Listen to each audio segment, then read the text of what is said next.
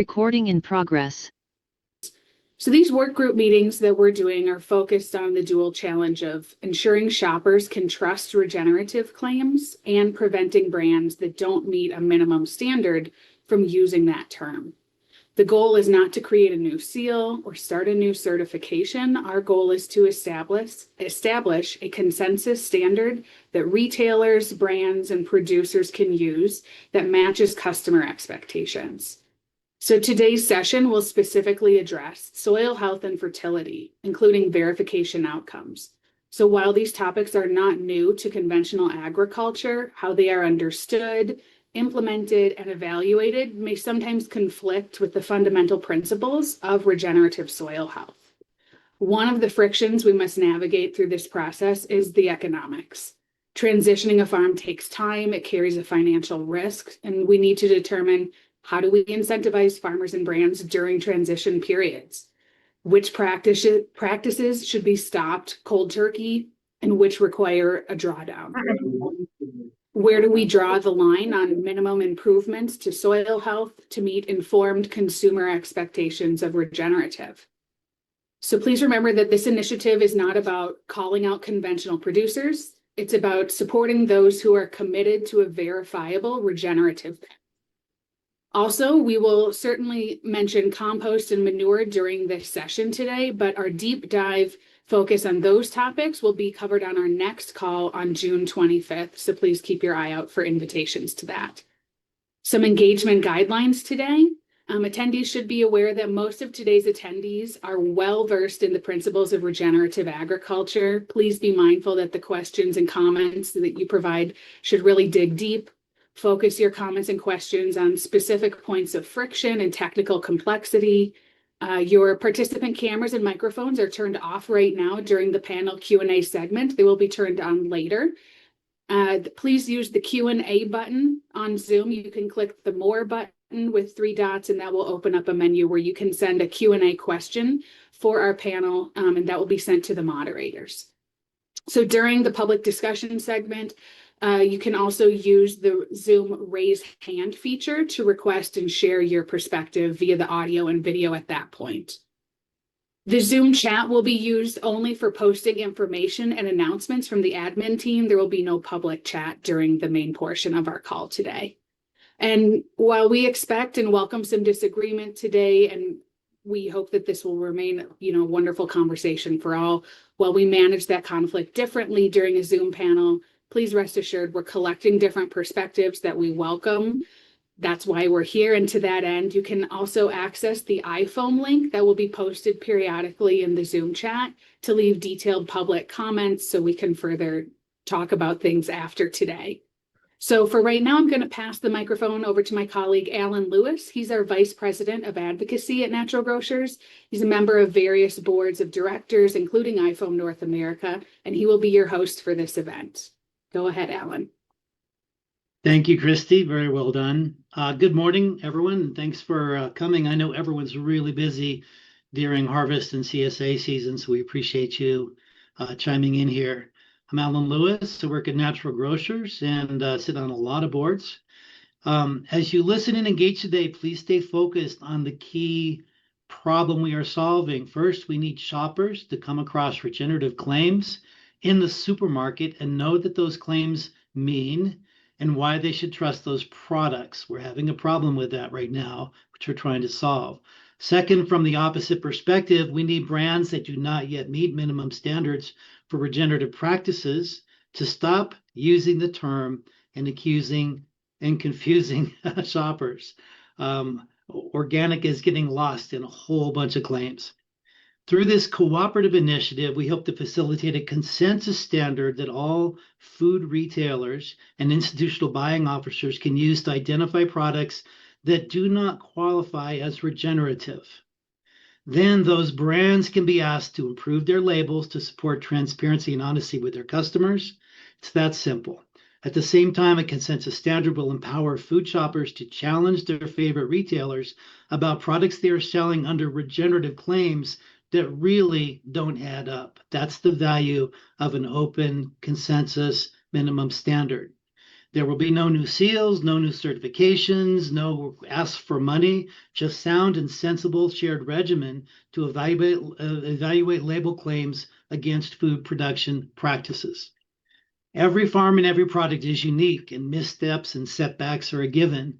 Yet if every farmer was guaranteed parity profit while moving away from conventional and GMO systems toward regenerative and organic production, we would inspire a lot more change faster. And finally, as an open cooperative initiative, we have no intention of calling out producers who are content with conventional production and conventional markets. Instead, we want to support and spotlight farmers committed to implementing regenerative practices that have achieved key criteria that meet consumer expectations. Now, in the interest of time, I'm giving a whopping 10-word bios on each of our esteemed panelists. You will be able to see, get some links in the chat if you want to investigate deeper into who we are. Nicole Masters, world-class agroecologist, author, and educator specializing in regenerative agriculture and soil health. One of the best popular educators that I've ever seen. Just staggering. Noah Wentz, first-generation farmer in Iowa, who started his transition from conventional to organic production in 2015. And it's really important that he's here today because he's also running a split farm with conventional practices in dealing with this tension that Christy's describing. How much transition is possible at any given moment? Zach Heyman is the thriving ecosystem director at Farmhand Foundation and is committed to advancing soil health, biodiversity, and resilient regional food system. He's got a finger in dozens, if not hundreds, of different programs and educated thousands of people in the regenerative space. So we're going to move to prompts for the panel, and this is, for the record, there is no censorship. There's very little guideline. We want disagreement. We want honesty and openness. So that's how we roll here. In our first session on synthetics, it became clear that the benefits of synthetic nitrogen were far outweighed by the problems that it causes. So if synthetic fertility is off the table for regenerative farms, where does soil fertility come from in a regenerative system? What regenerative inputs and practices build soil health and fertility? First, Nicole, use your superpower to describe how agricultural soil is supposed to function in spite of how we human farmers think it should function. It's all yours. Thank you very much. Great to be here. What an awesome bunch of panelists I can see. There's a lot of people that can answer this question in this group. So I think, well, it's such a broad question, isn't it? So I think many of us understand how soil should be functioning. You know, do we have that beautiful aggregate structure? Do we have gas exchange in order for minerals to be available to the plants, for biology to function? Instead of how is it that I can put the inputs in? And when I think about the difference between how some people think about it is really our relation to it in terms of how do we support an ecosystem that doesn't require our input, our control, and at the same time we are aligning ourselves with nature's principles in terms of having more diversity in the system, having soils that are able to work like a sponge and hold on to water. But I think that that's such a broad question, Alan. I almost want to like a narrow pointer. Like, I don't think there's two ways of thinking about soil. And then you can chime in as we dig into this. Noah, you've undertaken a fairly large-scale conversion of damaged, conventionally farmed soil into organic row crop production on a farm surrounded by GMO producers. Could you describe this process and the timeline and practices that it took, and how did you first do it wrong and eventually get it right? Yeah, the first thing was just deciding, okay, financially, does this organic thing work? Does it make sense for us? Pinpoint the farms that we feel like it makes sense on, and really start to rebuild the soil health on those farms, because a lot of the ones that we were dealing with were over-tilled, synthetic fertilized, and how do we make that that process work to get it to organic to where it's producing and functioning correctly again. And we were very much a cold turkey case. We just switched it to organic and went for it. If I were to do it over again, I think we've transitioned most of the ground that we want to at this point in time. But if we were wanting to transition some more, I would probably start with more of a regenerative type of approach where we're implementing no-till, cover crops, less synthetics, kind of slowly work our way into this. It's kind of like what Gabe Brown would say, a cocaine addict, or a drug addict. You need to slowly work it off of that to get away from the synthetics and then slowly work into the organic and make it more of like let's say a 5-year type transition. So you don't shock the system too much. Yeah, that makes sense. And that's part of what we're getting at here is a shopper's or consumer's demand for a cold turkey transition sounds great, but it's not technically or financially feasible somehow. So we need to build the support for the transition and engage the intent and the outcomes. So Zach, back to you. You're actively rebuilding natural soil fertility in your work, and that's what you train on. What's the most challenging situation you have found? One where you actually doubted you would succeed? And did natural systems prevail in the end, and how well? Yeah, it's a great question.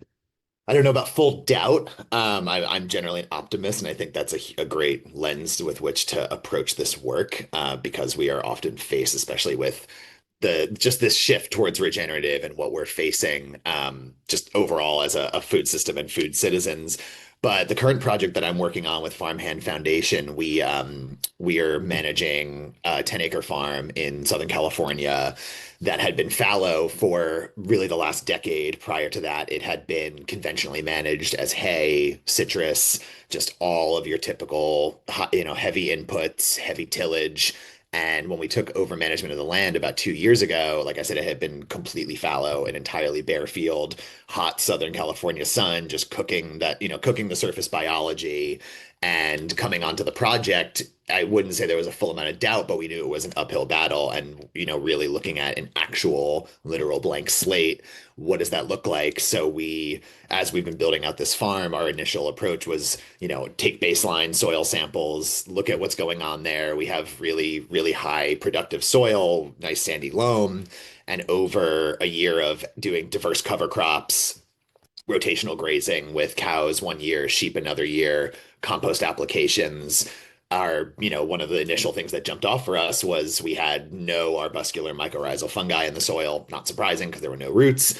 But even just 1 year, we saw a 30% increase in arbuscular mycorrhizal fungi increase, and just all of these, even just shifting fungal bacteria ratios. And that's even with pretty conventionally produced compost. And we're getting into a lot of fungal dominance and all of these other systems. So really the approach is that if you're starting and rebuilding natural soil fertility, it has to start in the soil with soil biology and focusing on how do we feed that with living roots, those exudates, good compost, things like that, animal influence. So this is, year one of a long journey of this transition, but right away just seeing, so I can't say it's prevailed yet, but even after 1 year of seeing what happens when you take this, this land that had been degraded and 1 year, and we're already seeing that and seeing ground nesting birds coming back and starting to see more arthropods in the soil and little things like that.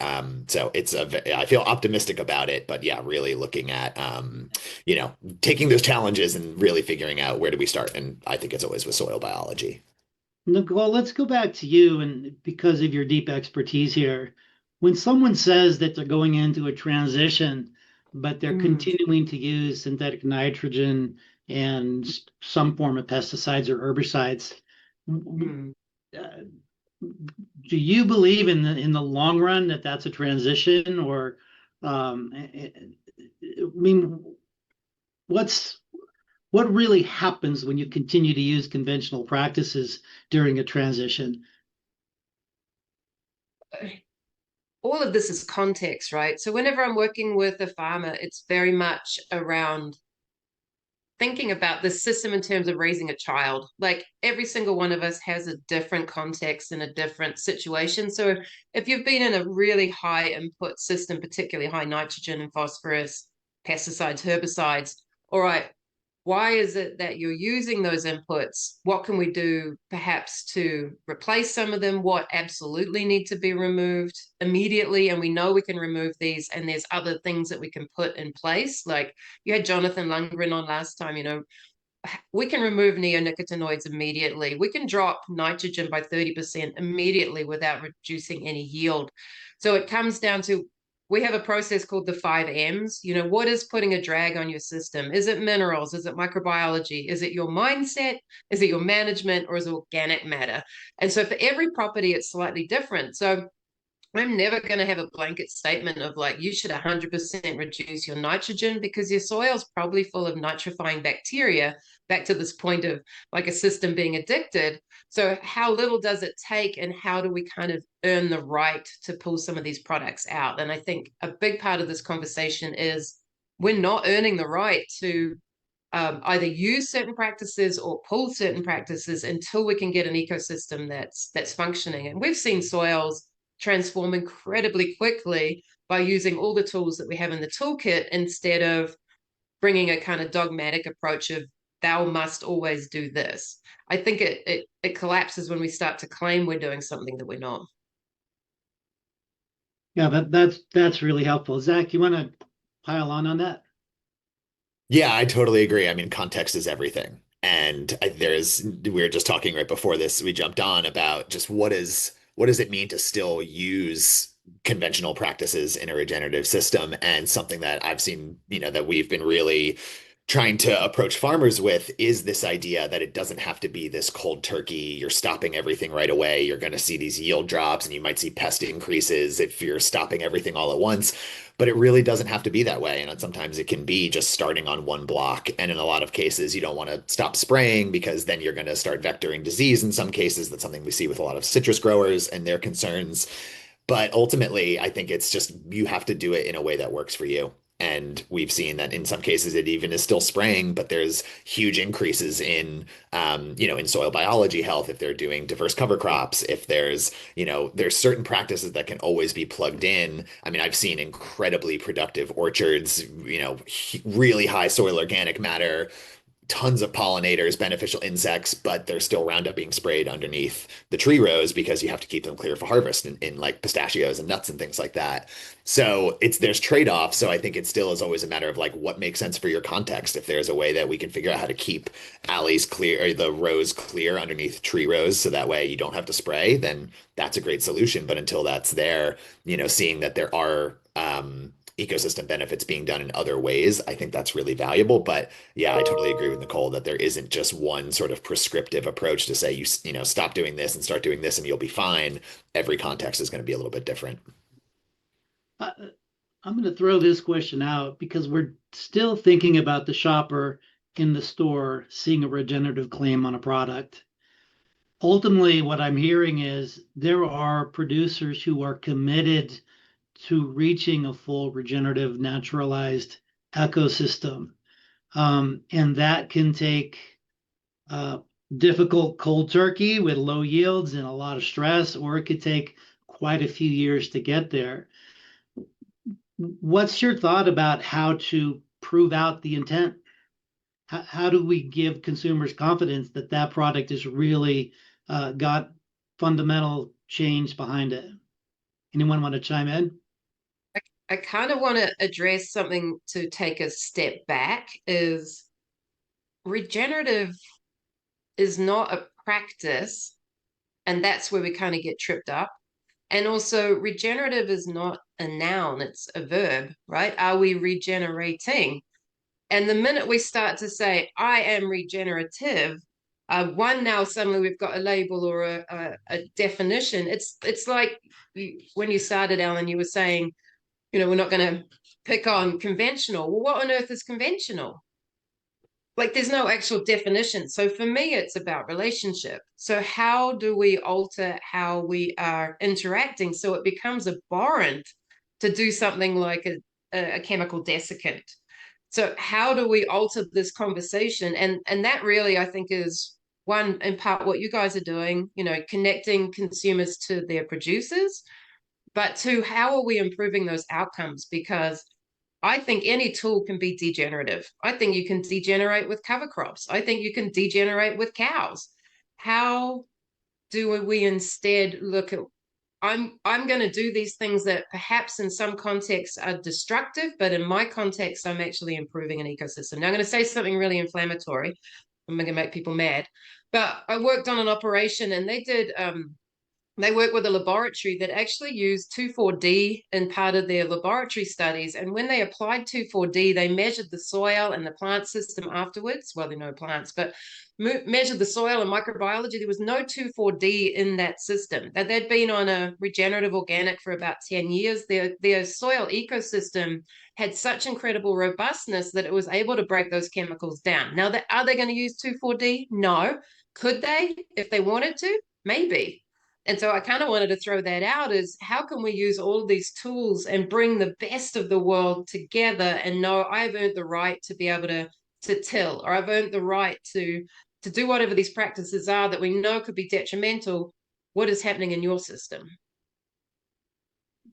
That's really helpful. And as a reminder, Christy and her team and Natural Grocers do so much education around this. Partly the motivation by shoppers is climate, partly a lot of it is keeping pesticides out of the food system. And then there's issues with community and livestock health, all of those you touched on. So it sounds like we're talking about systems within systems within systems when we talk about regenerating the planet and regenerating the food system. But all of you go up against this, as Christy mentioned at the Thanksgiving table. Why is it so hard for the average person, the average shopper, to look at farming in a very different way? We look at it as inputs in and crops come out. So where do you start? You touched on it, Nicole, but where do each of you, and let's go to Noah. When you're talking to your neighbors at the diner or the farmers looking at what you're doing on the side of the road, where do you start with them in terms of making them helping them look at it and understand it differently? Yeah, no pun intended. I try to start at the ground level, and just talking about soil biology and all the different things that are going on with synthetics and what they can do out there in the field to harm what you have going on. And then, just move on to discuss, okay, what have we found out? What have we seen on our farm? They've seen us out there trialing things and they're curious and explaining to them why we're doing that. And um, just giving them good reasons behind it all and the context of it all. I'll give you a good example. Last night, my brother-in-law was riding in the tractor with me. I was out in I no-tilled some organic corn into some peas and some vetch. And that was a very ground level discussion with him. He knows nothing about farming, but he's like, what are you doing here? And so I explained to him, like, well, we had to plant the corn late because we had to wait for the vetch to flower, because when the vetch flowers, then it's going to be pushing all the energy to putting the fruit on. And then the stems get hollow and then they can crimp better. And I just go ground level and just try to explain it very, very fully to them, so they can understand it step by step. Other things that we've done with neighbors, and I'll end with this note, is we've hosted some field days like with Practical Farmers of Iowa, some Iowa Organic Association. We invite our neighbors, and like they might be afraid to pull into our farm and ask us the question, even if they are the nosy neighbors, but they're open to come to a field day when we're just openly discussing this with a big group of people. That's really helped a lot. Zach, I can see that this is a hot button for you. Tell us what your experience is. Yeah, I think it's a great question. And I mean, I think the easiest answer is just that the systems approach runs sort of counter to the reductionist approach of something's wrong. My trees are deficient in zinc and copper, so I'm going to put out the cheapest, most readily available product to answer that solution, to see that, oh, I'm lacking in this, so I'm going to put this out. But then systems thinking would tell me, oh, well, I have high phosphorus and that's antagonizing the zinc. So I should probably address the phosphorus before I put out zinc. And I think it's thinking about it in this way that like why is one thing happening and how does that, because this is an ecosystem and farms are natural ecosystems. And I think just being able to think about it from this perspective of cause and effect of what's happening around the farm that's causing this to happen, like even being able to just understand, farmers might not have the time to really dive into systems thinking, but what they do have is this really keen understanding of what's happening on their land and being able to ask those right questions, even like, like what is this weed telling me? And why is this weed here in this place? Is that because there's excess nitrates? Is it because there was heavily disturbance there? All of those little things. And I think it's just being able to like kind of turn on that like those observance, this observational capacity that we all have. And I think just being able to really understand like what's out of balance and being able to think in that system way is just like that's the first way in. And I think a lot of farmers do think that way, but sometimes it time and money and needing to get something in the ground can prevent us from thinking outside of the reductionist approach. So yeah, I really think that, I mean, and as far as like methods and tricks, I mean, I think it's really that. It's just like being able to ask those questions, like this weed is here and why? And being able to dig into that, I think that's a really foundational way of going about it. And sometimes a weed isn't a weed. Nicole, I'm going Exactly. to get you to next, but I'm going to actually jump over and surprise Christy here. Christy's superpower is consumer education in our stores, being on farms, understanding all of this, doing videos and in-store trainings. Christy, why don't you answer that question? What you do for the average shopper who hasn't even seen a farm in the last couple of years and to get them rethinking about all of this issue? Um, Honestly, the best way we've been able to succinctly explain some of that communication is our Meet Your Farmer video series. We've had the opportunity to film with many of our farmers over the years, and we have been given open door access, no restrictions. Come, even if we go see a chicken supplier, they'll let us see their processing plant. There's no door that's closed, and that is really unique because there are many conventional farms that you can't drive down the road to see their animals a half mile away because they're being raised in confinement. And so our farmers are just the clear end of the opposite side of the spectrum, where we can go, we can film and tell these stories, and we're not even telling them. Our farmers are telling their story of what they're doing and what they're passionate about. And when we can give a customer a 3 to 5 minute video and they can really see it for themselves, it's not just us explaining it to them, they can see demonstrative proof of what is happening. Those are really, really powerful because part of my job is going to see farmers and ranchers, walk the land and listen to them, hear what they're working on, learn from them, and then try to develop our standards based on what's happening on the ground level.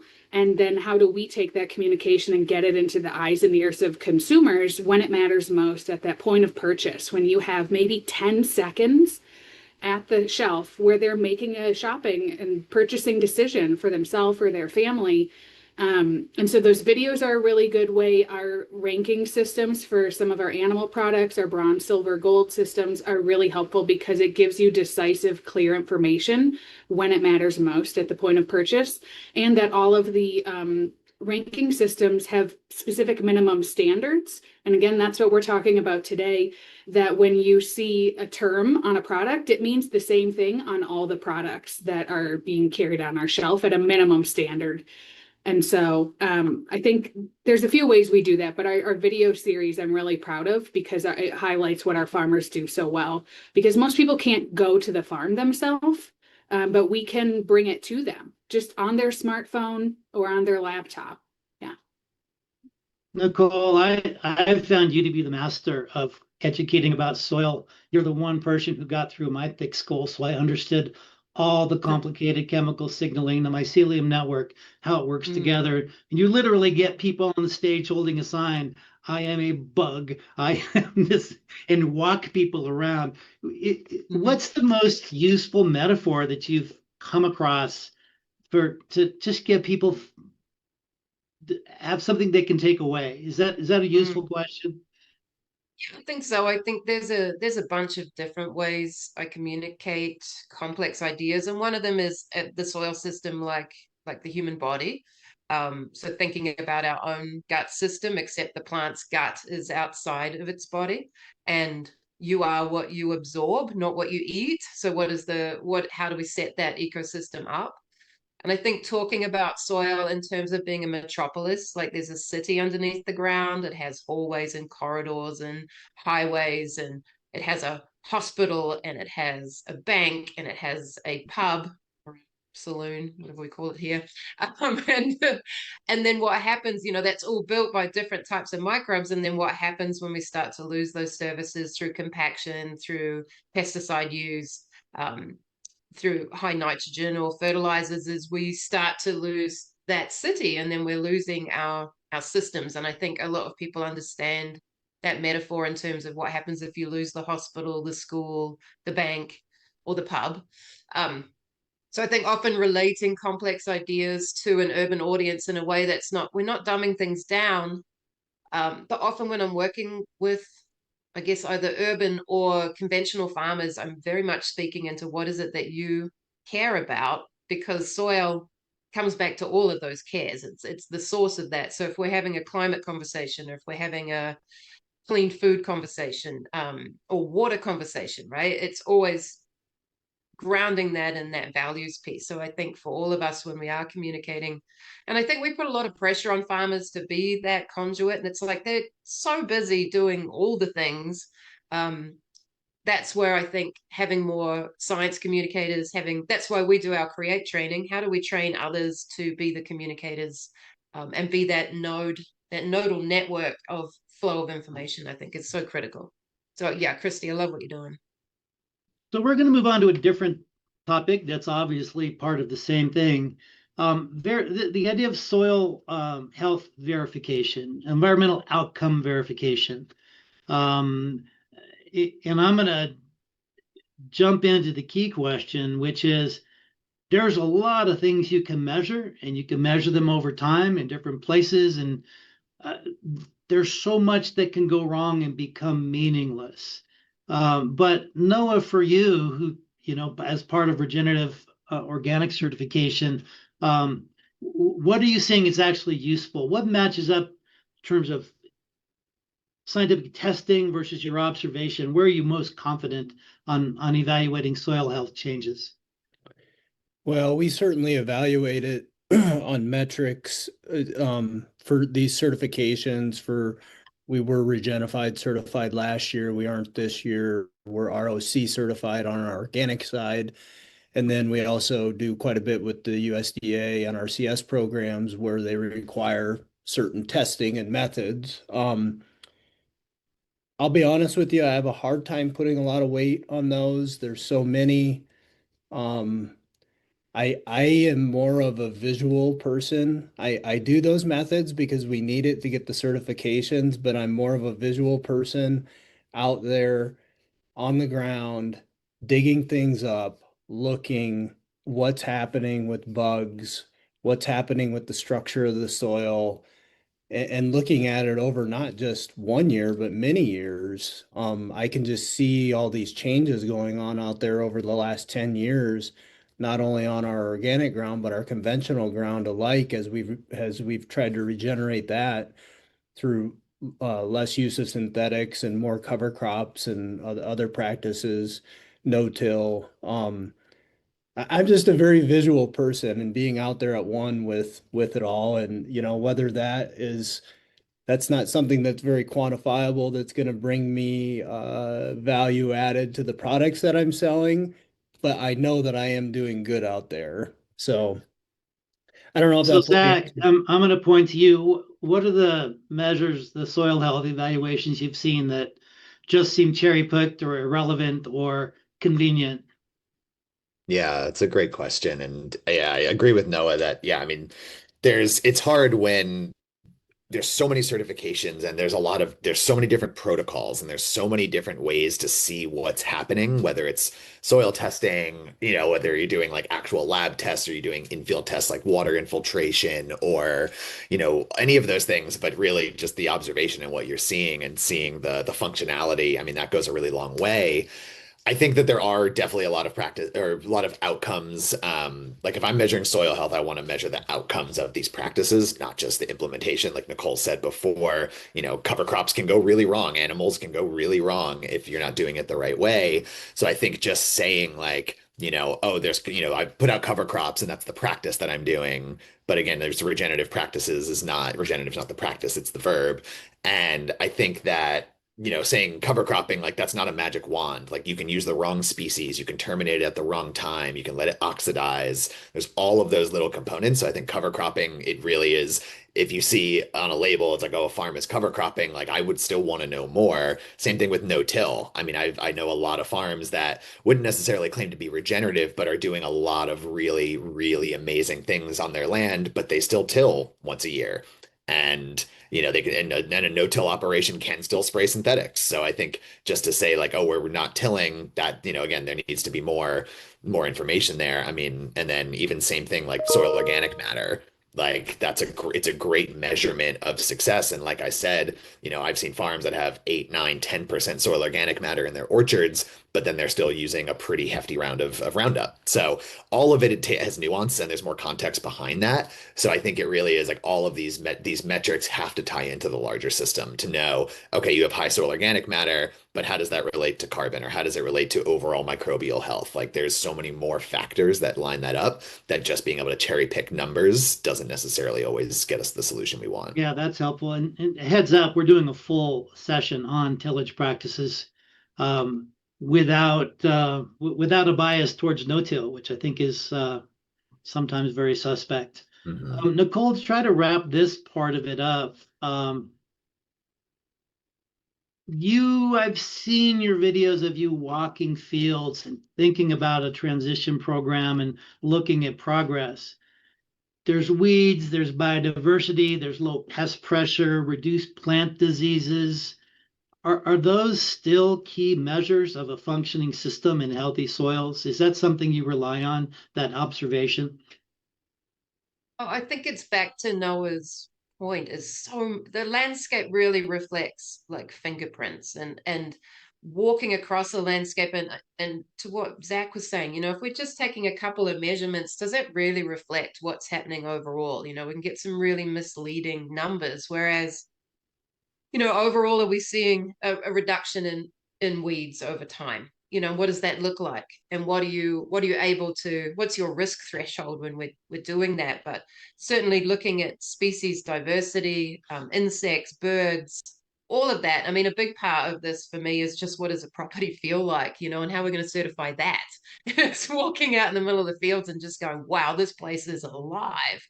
Um, so I am very careful to not kind of rely on any piece that's going to give me an absolute answer in terms of is this ecosystem thriving, what point are they at, what can they pull, what can they still use.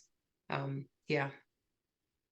No, I'm going to put you on the spot here. There's a lot of so-called regenerative operations that are no-till but are using a passive herbicide when the weeds emerge. Um, when you think about the difficulties of dryland farming and the lack of irrigation, that easy pass of herbicide, um, what do you have to do differently in that environment in those situations to really commit to a regenerative system or to be regenerating over time? Am I right that it's just a harder place to start and maintain a yield and a profit? I think it is. I think it's baby steps over time. It's not that cold turkey full commitment right away. I think it's baby steps over time. Um, that makes it easy and not to think that you're just gonna win immediately. There's gonna be hiccups along the way. buckle down and be ready for them and have some cash in the bank to survive them, but that knowing that in the end it's gonna be a winner. And that's a challenge when we're talking to shoppers.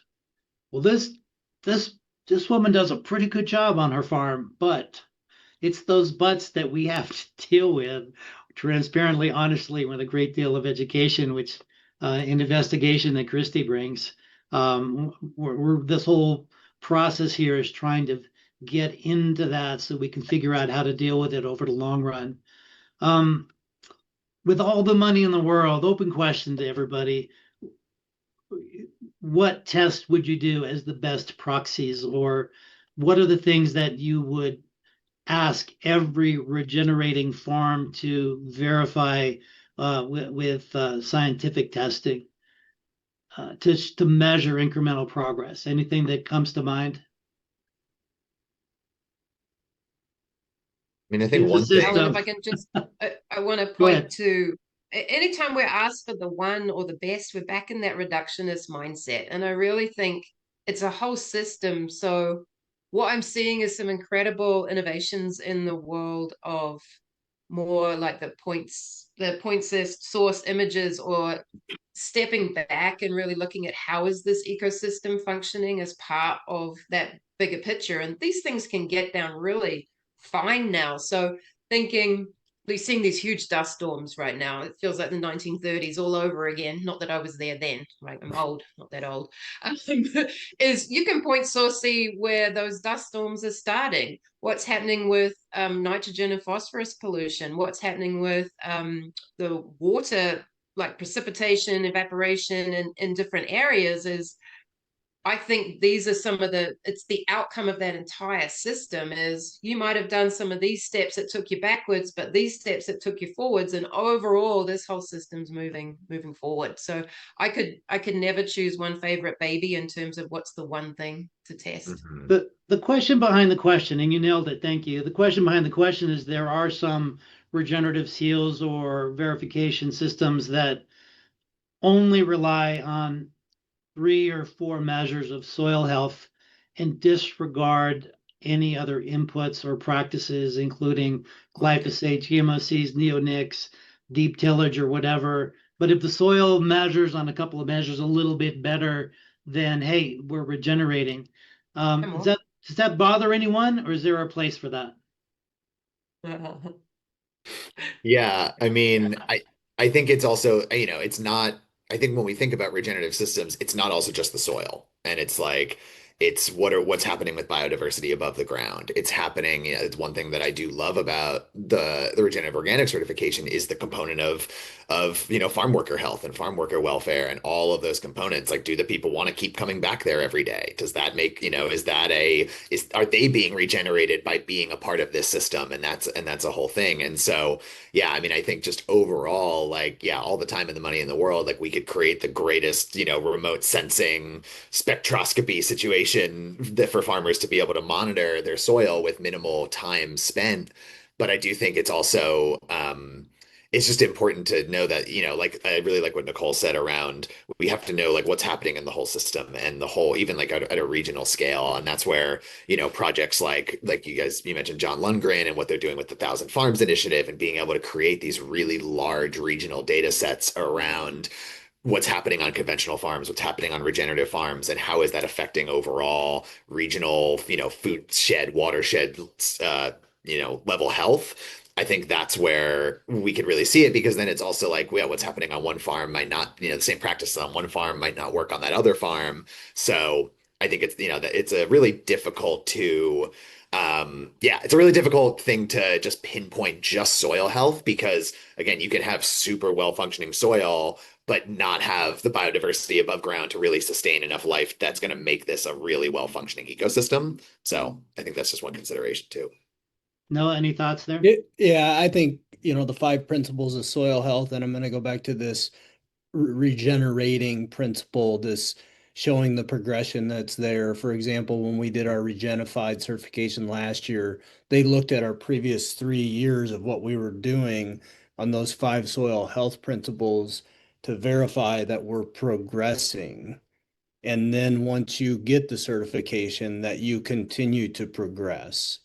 Not that you're just taking this practice on one and done to get the certification and then changing the way you do things. Got that. Um, We do have a we question. are, oh, Steve, go Yeah, ahead. if as we progress the discussion panel, I wanted to share this question with you guys from Richard Tufton. Sure. He asked, how much are you leaning into nutrient density to get consumers to understand the value of regenerative? I can just jump in really quick there. Yeah, it's a great question. And I think there's so much emerging conversation and research around it. And I heard someone say recently that it's not even nutrient density, it's food quality. And it's just overall, and how soil health practices relate to nutrient density. I think we're getting there over in the long run. And something we're doing in our work with Farmhand Foundation is to look at that kind of as we support farmers in transition towards implementing better soil health practices. That is an outcome of this is that you're seeing more, and it's not just nutrient density in the food that consumers are getting, but it's the more nutrient dense the food your crops are, the more resistant they are to pests and diseases and all of that. So it has all of these sort of cascading outcomes there. And I think it is a really key component. And it also flips the sort of yield is king notion on its head because like we know an orange from 50 years ago had whatever however many times of the nutrients that they do now because of these conventional practices. So I think, but then it's saying like, okay, well then you're getting more value out of less fruit, but then that's less fruit that the farmer's selling. So how do we put more value then on the food that is more nutrient dense? And, there's groups like the Bionutrient Food Association that are developing, those little monitors that you can have like on your phone in the grocery store where you can really real time measure what that is. But I think we are still a little further away from that. But it is a really key conversation to have because that is an outcome of healthy soil is having nutrient dense food. I just want to reflect, there's been this conversation through this call that there's a given that you're going to reduce yield, and that just hasn't been our experience. Now, if you're really pushing nitrogen and you're pushing for like these extreme yields that maybe are costing you a lot in pesticides or what you were talking to, Christy, but we find that operations we're working with are producing more calories per acre certainly than what they were doing. So I think there is this story of you're going to reduce yield or you reduce production, and it will if you just pull the rug out and you're not doing anything to think about how do I support that microbial transition or how do I support plant health in this transition. So taking all the tools out and not using trace elements, for instance, or a little bit of nitrogen, I just think it's a little bit of a fallacy that we kind of keep feeding into. And if people are losing yield, then they need to come and talk to a really good coach or consultant that helps support them or work with someone that's already gone through this and has a system that's working really well. Like you shouldn't that be losing it shouldn't be a financial risk in that transition. And I guess, Noah, your point of like, how much do you want to transition? What's your risk factor? Maybe you just transition 30% of your land this year, but I think it's something that's starting to get spread like it's a truth, and I think there are cases of it, but I don't think it's the norm. That's a good point. I'll be speaking on food as medicine at the Organic Produce Summit in Monterey in a month. And the fact that there's a panel on food as medicine at the Organic Produce Summit is very telling right now. And of course, Natural Grocers brand is essentially food as medicine, food as nutrition. I want to make the observation that as we develop these sessions and the titles and separated each of these topics, we're painfully aware that it's one big system, but having a 50-minute panel on the entire system just proved too unwieldy. But as we get through all of these, we will be not consolidating, but integrating all of these conversations and answers and comments that we're receiving to create a more systemic approach. So I appreciate everybody bringing us back to the fact that the individual pieces in and of themselves are only of value as part of a system. I need to focus on a complicated question, which is retail buying offices, people who are used to pressing the easy button. They see a list of stuff to buy. They're looking at prices, availability from multiple distributors and providers. Some are certified, some are not, some are conventional, some are GMO. We need develop some key signals related for this purpose of this panel to soil health and by extension nutrient density and all the other ecosystem services. Where do we bring in key signals for retail buyers or institutional buyers that regeneratively grown food is better, is more important, and that it matters? Do you guys have any thoughts on that question? Stump the chump. I didn't have an answer either, but that's where we're heading. So I want to elevate that question for the audience. Elizabeth, I saw Matt had a question. Do you want to bring that up? Yeah, Matt, Alan, do you want to? I could add just a little bit of to what you're pointing to, and if we think about having a biodiverse and intact microbiome around that root system and on the leaves of a plant, that all passes on, well, nutrient density is part of it, or whatever you want to call it, but flavor profiles, right? I have a cherry grower that's in New Zealand that I will probably fly once a year to go down to that cherry operation. And now you're only allowed to buy one box at a time. So I have to take 3 friends with me, and we will line up in vehicles in the hot sun to get those cherries. And they've been on a program for about a decade now. I have been ruined forever by those cherries. But it's like there's so much. Okay, how much are we going to educate a consumer for? Allow that flavor profile to really shine through and train people in terms of, hey, this is what it tastes like. You've never tasted an orange or an apricot like your grandparents had, and now we have that coming through. I'll double down on that with Hugh Kent's Real Organic Project, blueberries grown in the soil down in Florida. Extraordinarily expensive, but you've never tasted a blueberry. I had never tasted a real blueberry before I had a fresh harvested blueberry. Everything I had been picked green and was grown in a weird way. And I think, as Christy will attest, we only sell organic produce and we talk about color and flavor, phytonutrients, anthocyanins as health, medical and health ingredients for that reason. But the taste is the metaphor, right? It tastes good. Why? Because your body wants it. Christy, do you want to bring in some more Q&A? Before, yeah, Matt Myers is waiting very patiently to Okay, Matt let's move to Matt. Meyer. Yeah.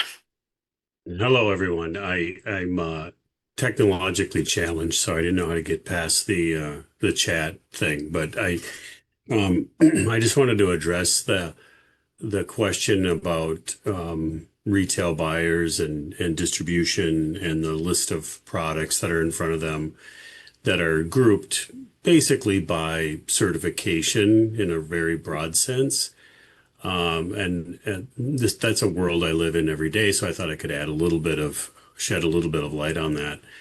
To me, because they're in a situation where they're vetting many different types of products, and let's just say they're category specific as far as products go, then if there is any way to get to quantifying the value in the package, the quality of the product in the package, somehow, to distill it down to something like that's quantifiable, I think will be necessary to able to differentiate, let's just say, different types of regenerative claims even. And to me, nutrient density is more quantifiable. Certain measures in soil health are quantifiable. But some type of scale or way to do that would allow that buyer to kind of efficiently get through their job without having to become an expert on soil or on regenerative or on organic or on regenerative organic or on whatever certification, because they just glaze over with good reason, I would say, when you start to dive into any certification, they just it's not their wheelhouse. So I just wanted to add that. Thank you. Yeah, that's brilliant. And Elizabeth, let's get Carrie Balcom on. I know she's got some deep Okay. research on this. I actually wanted to let Natalie Marin talk first. She had a Perfect. comment she Thank wanted you. to share. I'll leave the Q&A to you from now on, okay? Thanks. Natalie, do you have a ability to talk?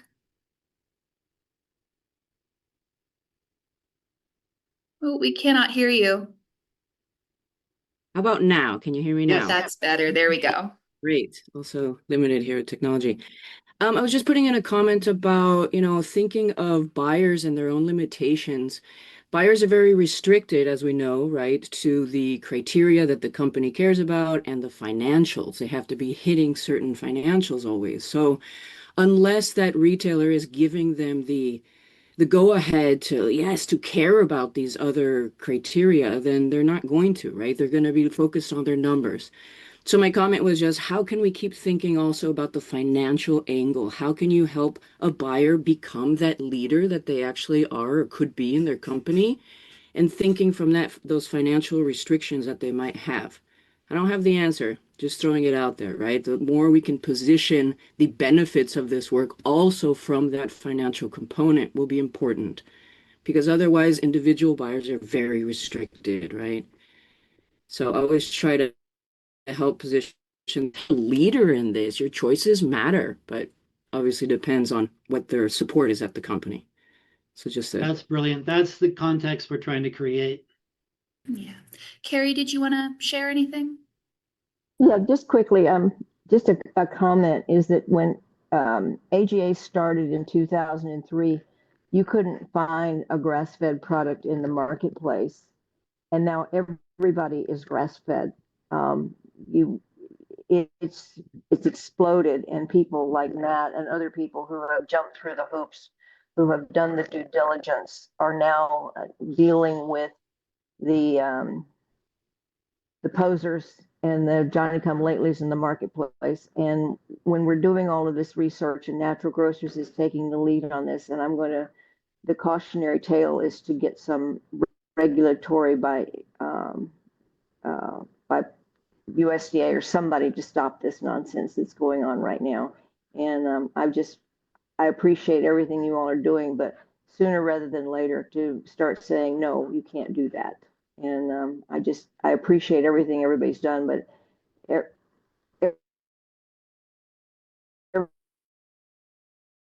everybody's regenerative. Everybody's open. And extra, we're not going to get some buy-in from the people who some of this stuff. Anyway, just Matt Mayer runs Thousand Hills 100% grass-fed beef, which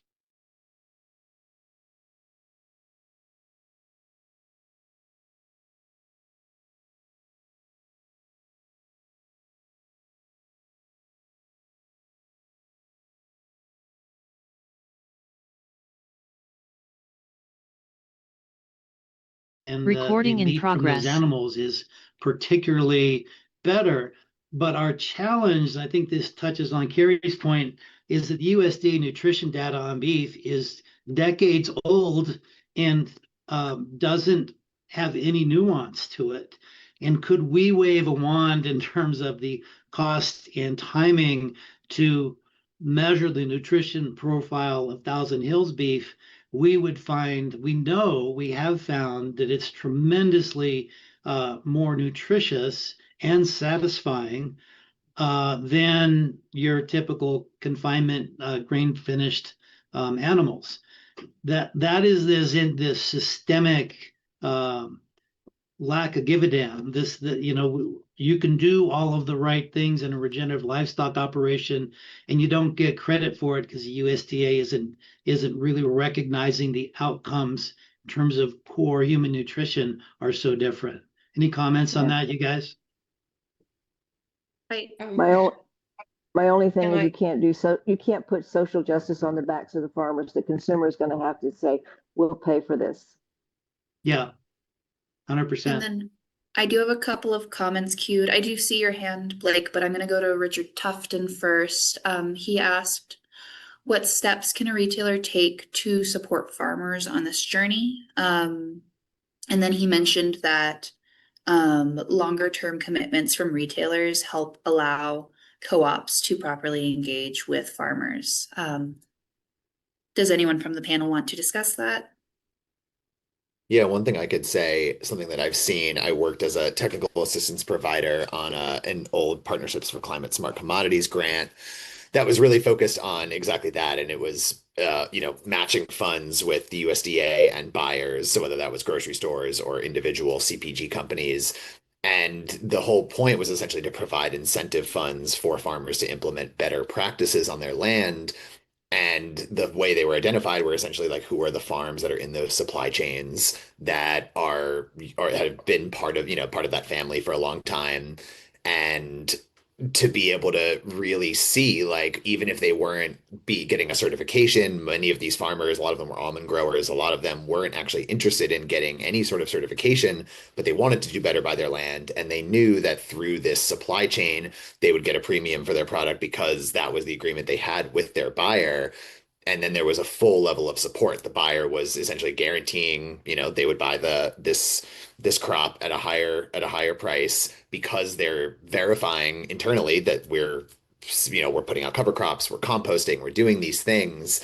And building that relationship sort of internally, I think is a really great model to support that, because then it's all sort of it stays sort of within that closed loop of that supply chain. So I think, yeah, just having more buyers, whoever's that part of that supply chain, just really supporting farmers directly in that way, I think can go a really, really long way. And then it also, from storytelling perspective of being able to share more of what's happening within those supply chains directly to the consumers, I think that will also really go a really long way. Thank you. Blake, Alexander, did you want to speak? Yes, thank you very much. Well, just wanted to say hello to everybody, and this is a great group you all put together. So thank you to Christy and Alan and the team at Natural Grocers. You guys are all doing an excellent job, and I'm basically in agreement with everything that's been said. I just wanted to say thank you. There's a lot of retailers that we work with that talk about this stuff, but nobody takes it to the level that Natural Grocers is doing, and so I appreciate that. I also just wanted to comment on a comment or two a bit ago, or maybe even in Alan's opening. Fake regen needs to stop, and I really want to support that. I want to do what I can to help, or what we can to help make that happen. And I don't know what that is, but the comment that I think Carrie just said from AGA that grass fed is everywhere now. That's been wrong, and we've certainly been trying to bring grass fed integrity to the dairy business.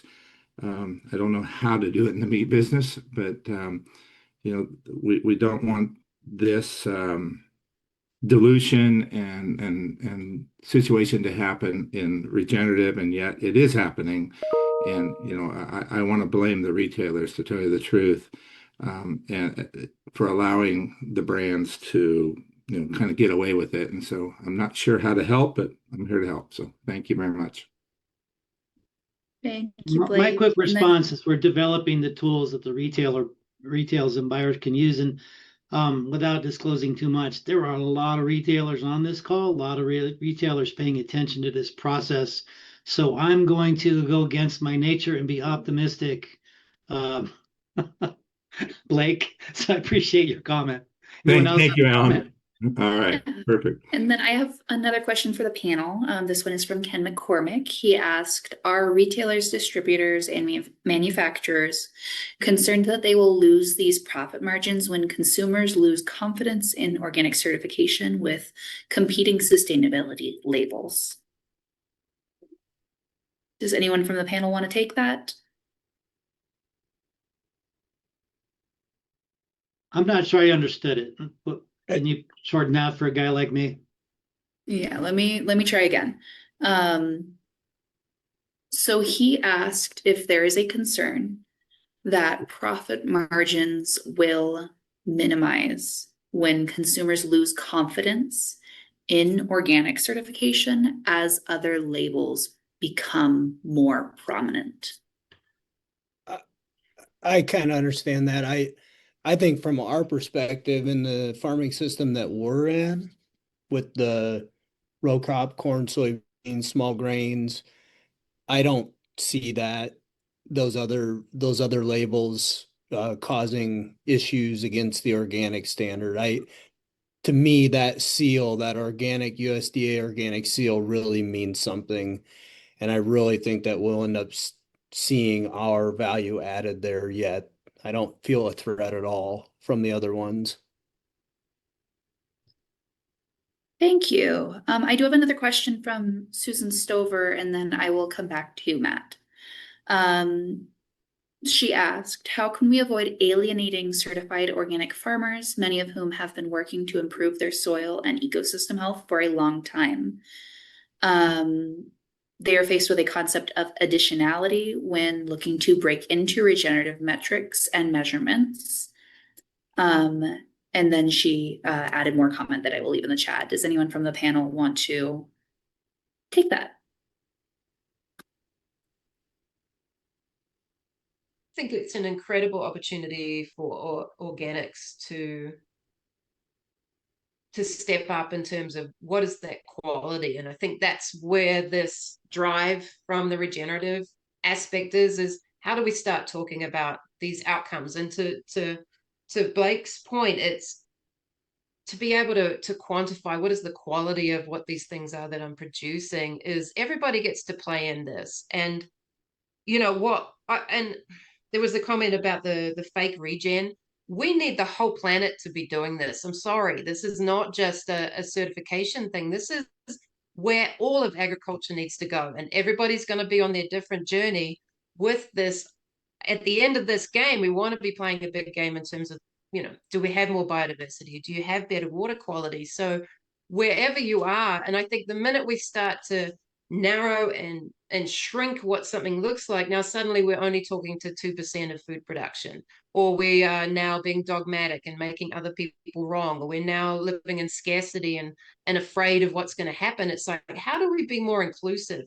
And how does this kind of come together? And I feel like technology is kind of catching up, and where it's going to get cheaper to be able to assess what were those residues on those plants. And we've seen organic produce that has higher levels of glyphosate on it because of dust and because of rainfall, because they don't have microbiology on those leaf surfaces to break it down. So it's a challenge for everybody. And how do we get incredibly abundant microbiomes in everything, humans, soils, plants?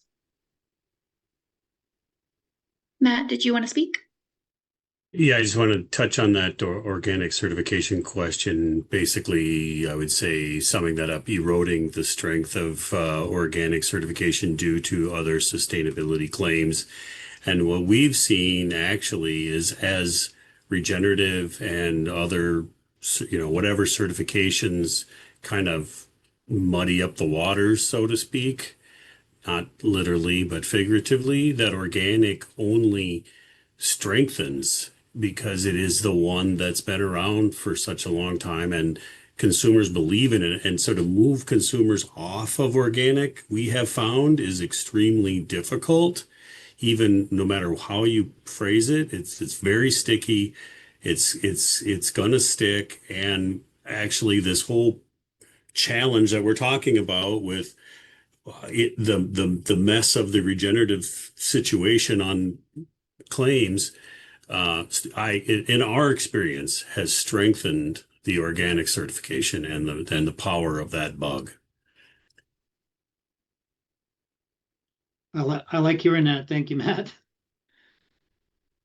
Go ahead, Alan.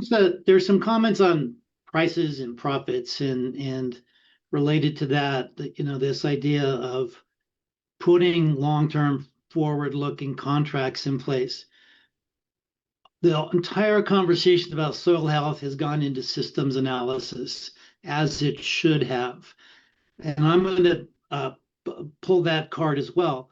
In Colorado, 84% of groceries are sold by 5 global corporations. Nationally, that's above 60%. And let's just focus on livestock. 84% of meat's controlled by 4 corporations. The retailers and those corporations that control aggregation, processing, and packaging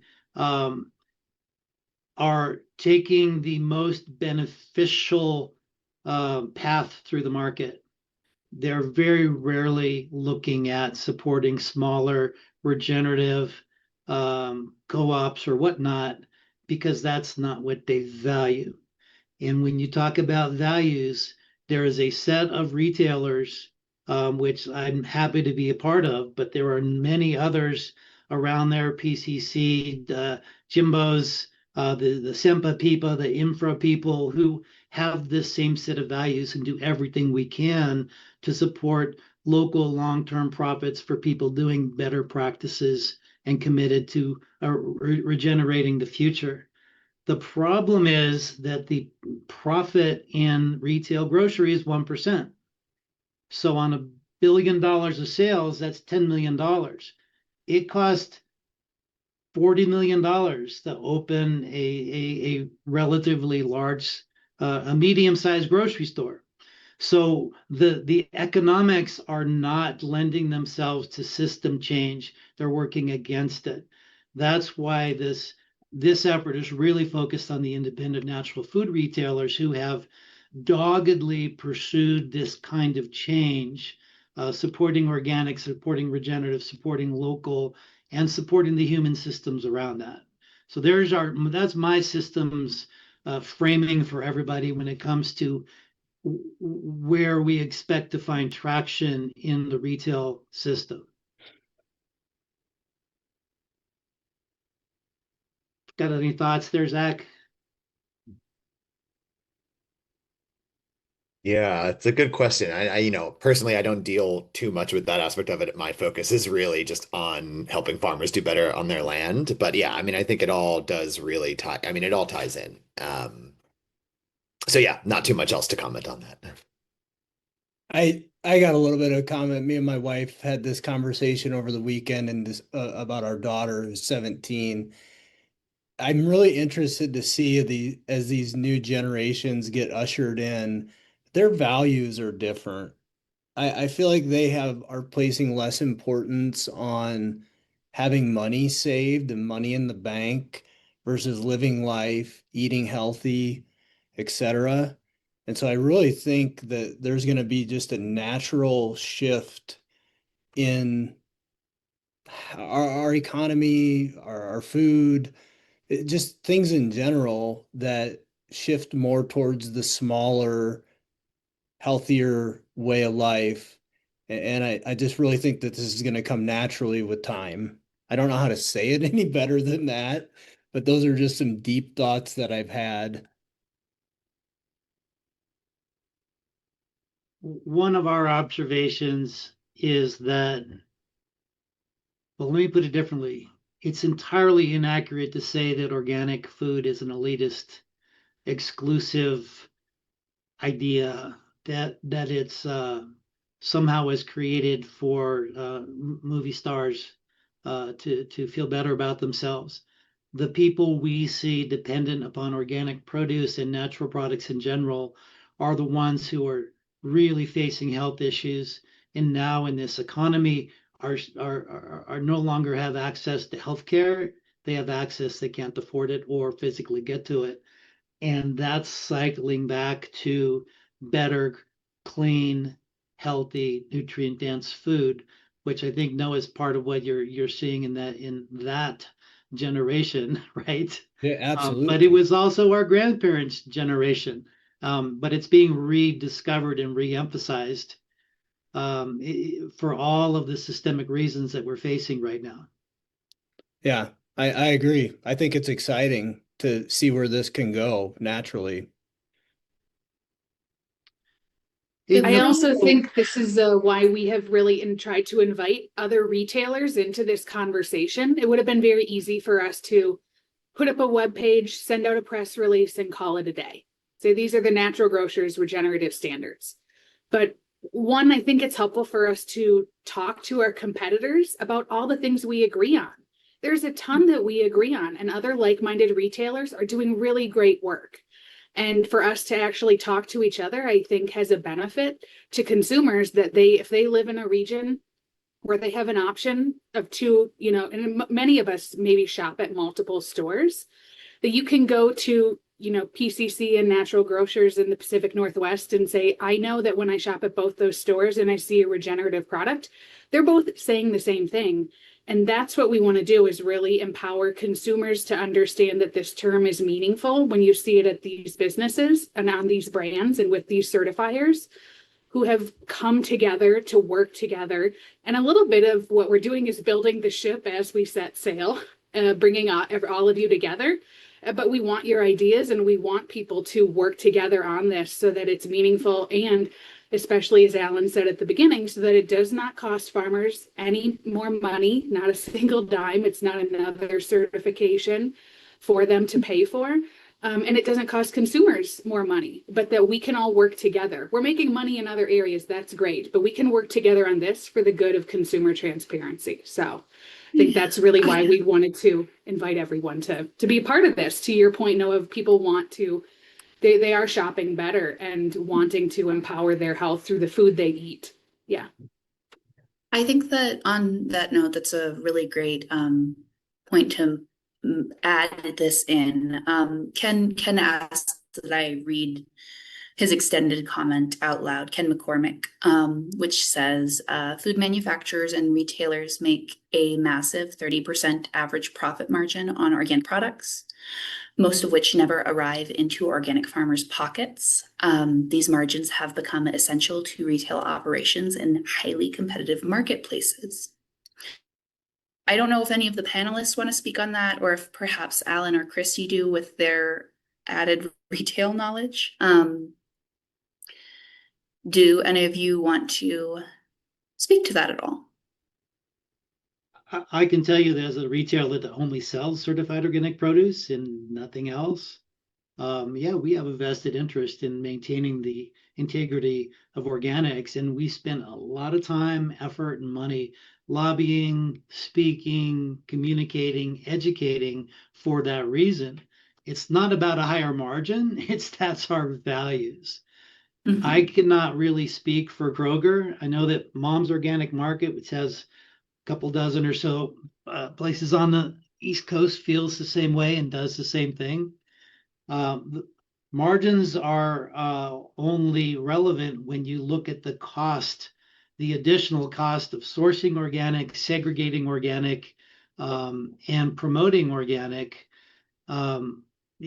The problem that we see is, let's brass tacks this. If there's a organic section, a conventional section in Kroger, and the broccoli there costs $1 less when it's conventional and $1 more when it's organic. Well, and let me put it this way, $2 more when it's organic and $1 more when it's regenerative. That's the danger area if regenerative isn't real. If it's fake regenerative, to borrow a term, and it's getting a price premium it doesn't deserve, that's our worry, and that's the threat to organic sales. Does that help everyone see the dynamics in the market when a shopper's making that decision? I think we've got another question, Elizabeth. I will bring it back to you.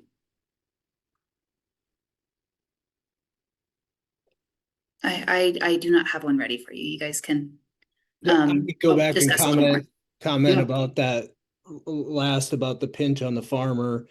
That's something I've realized as a farmer, when we started growing organic, like, all right, we're doing it. This is value added. We got the cat by the tail here. And then after being in it a while, I found out that with the normal commodities, corn, soybeans, oats, wheat, etc., we're still subject to the vicious market cycles that are out there. And it's tough. It's probably even more vicious. The peaks are higher and the valleys are lower than a conventional market. And it's tougher because we can't manage our risk on that, like through the Board of Trade. Um, that's tough. That's really pushed me more towards the true meaning of value added, growing some more specialty crops on my farm. Like this year, I'm growing emmer wheat, ROC certified kernza, peas, buckwheat. I have very little corn and soybeans this year because I'm just tired of that vicious market cycle. This is the true meaning of value added, or it's getting closer to the true meaning of it. Elizabeth, do you see the comment from Susan Stover in the chat? Or you pasted it there, right? Yep, I think we maybe read that. Oh, I'm Talking sorry. about It organic was and already the covered. Thank you. additionality. I knew that. I was paying attention, really.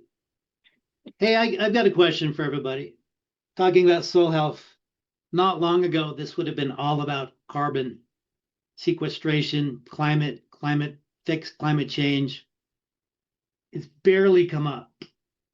Is that because we've moved on, because it's not compelling to shoppers and consumers, because we're in a political environment in the United States where that's still a taboo subject? And is it carbon sequestration actually relevant in regard to climate change? Does anyone want to take the bait? Yeah, I mean, I can jump in there. I think, yeah, it's a really great point and something that I was working on with farmers in this project I mentioned before. One of the outcomes was essentially to measure carbon, and that was in partnership with groups that were really focused on seeing how these sort of regenerative practices impact carbon. And out of the 70 plus farmers that we worked with, I would say less than 5% of them had any care whatsoever that we were testing for carbon. Like they just didn't care. And it's an outcome, obviously, of these practices.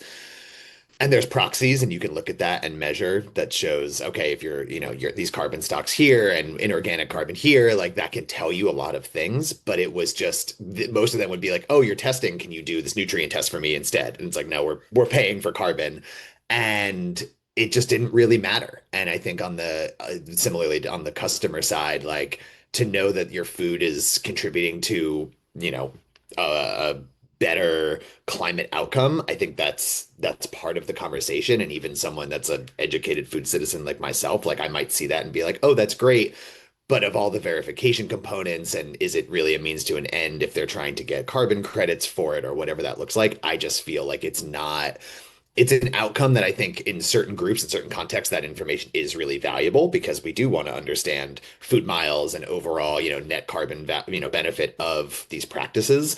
But I just don't think it's from a marketing standpoint, it just doesn't seem to resonate with many folks. And that's just what I've seen, even though it is obviously a really critical metric of success. Nicole, did we oversell it or do we just still underappreciate it? I mean, I remember conversations 30 years ago, and I just want to say it was great to see it finally being talked about. But then, like many things, it got usurped and got buggered. It's the only word I can think of. There are people that can think there were ways to make money and things out of this. But what I see in the US context is we're not having this conversation about what's happening in marketplaces around the world in terms of scope 3 and net zero. And there are going to be people out of business because they're not thinking about greenhouse gases and net zero and what you're doing in terms of carbon drawdown. So I feel like it's not something to be putting to the side. I think it's on every farmer and rancher to actually have some baseline so that you can show that you're part of the solution, because there's places that are not going to be taking your product if you're part. I mean, because right now I do think that it's the producers that hold the key to this big issue that everybody's dealing with, and the farmers are not being recognized for that or not being remunerated as they should be for. I mean, we talk about ecosystem services. What we're talking about is life support, right?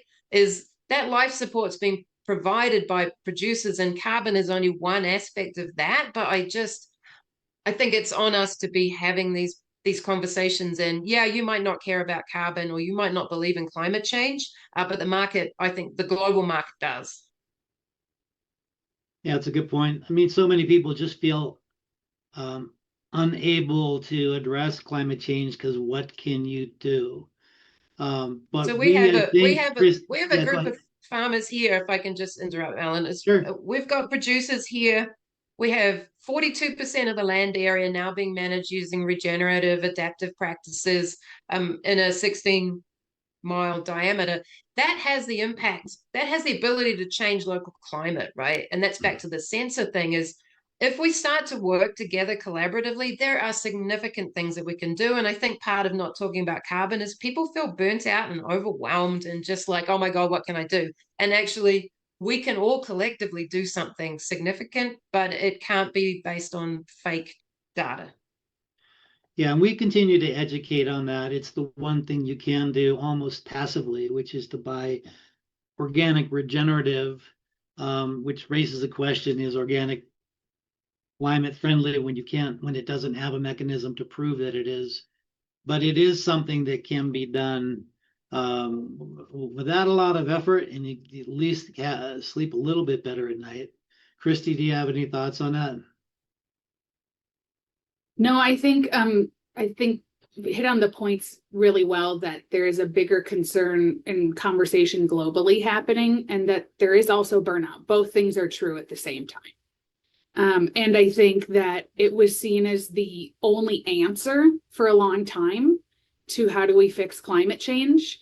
And I think we're understanding more nuanced now that there are a lot of different answers. There's a lot of other ways that we are attacking and addressing climate change. And regenerative really does have the power, and organic has the power to bring back pollinators and have better water retention in the soil and better holding capacity with your soil. And I think all of those things, there's a lot of different areas that we're talking about that are affecting climate, and that carbon is not the single metric. We have a lot of metrics. So a good point. One of my bridge comments, really briefly, to skeptics is, hey, you've got a cycle of flood and drought now, in healthy soil will hold that water, mitigate the flooding, release it when you need it during the drought. That is really powerful, whether you're a conventional farmer or not a farmer. Just that idea that there's a buffer, a sponge that can help that. That's a whole nother. Add that to our list of things, Christy, that we're going to talk about. Yeah. I'm going to give the panelists kind of a parting shot here. What we found Really out quick. talking about soil health was a very narrow part of a big system, which we knew, but you guys were so great. I'm so appreciative. But any parting thoughts on the whole issue that we're tackling? Come on, I Noah. do. No, You're that's thinking. okay. I have a comment from Richard Tufton that he wanted to share to close Sure. out the meeting. He wrote, I think what we all want as consumers and as farmers is to get truth with our food. The truth is that our soils are degraded across the country due to monocultures. We need resilience and diversity back. Making soils better and thus food better is critical. We all need to work together to achieve this. Each and every consumer has the power to change this with our food choices. Brilliant. Yep. And then I have another from Adam Coten. He wrote, carbon is the corporate supply chain goal and responsibility. Regenerative is the story for consumers that tells that story and so much more. Well said. Did Noah, the thanks for being panelists- here. Last thought. I'm going to go through each one of you, but thanks for doing I'll what go. you do. I'll go quick. Sure. I don't believe there's any such thing as regenerative. Just Tell putting me. it out there. Sorry. Did you What want to does that mean? elaborate?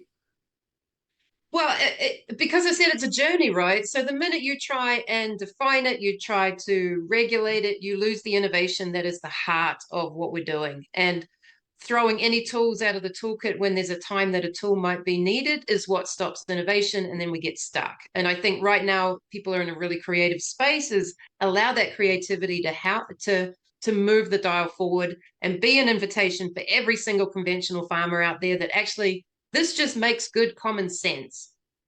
And let's roll the carpet out and be a welcome. And I see how certification and the concerns around certification is shutting that down. So keep Yeah. that toolbox full of tools, but be diligent about which tools you put in there. I Yeah. totally agree. Yeah, I think it's, regenerative, there's principles and practices, and the principles that can be applied in any context, and then the practices that change. And like Nicole said, you have to use all the tools that we have because farmers are the most innovative. And no matter what you're doing with conventional, organic, regenerative. And yeah, I think just that one point to drive home really too is that, yeah, regenerative is a direction of travel. And I think to be able to just certify and say you're doing it, it's almost this it's like this adaptive accountability that has to happen, and it really is based on you're certified, but you have to keep continuously making improvements, and you're always doing that. And that's a gripe that I've always had when something refers to like sustainable agriculture, because then that means you're sustainable now and you've done it, you've peaked, and you're kind of at that phase. But regeneration is constantly happening.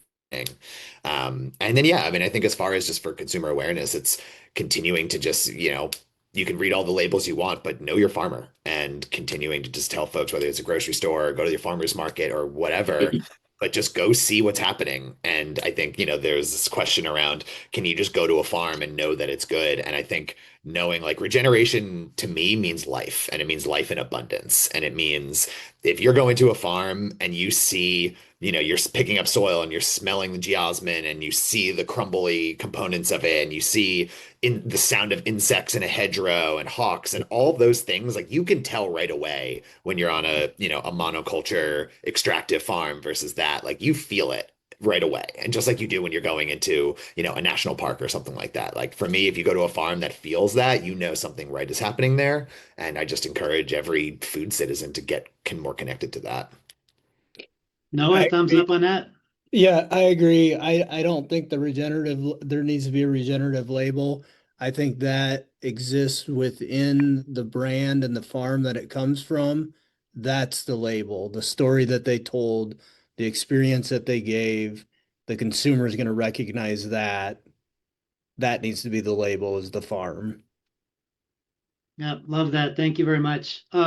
Please pay attention to our upcoming sessions. We've got one on compost and manure and cover crops. We've got one on tillage practices. All of those tie into exactly what you're saying. Those are tools in the toolbox, and don't assume that not having one or using the other is automatically regenerative or required. So we're digging into those issues, and I'm glad we are ending on that note, which is stay informed and keep an open mind, and watch the outcomes. Christy, last shot.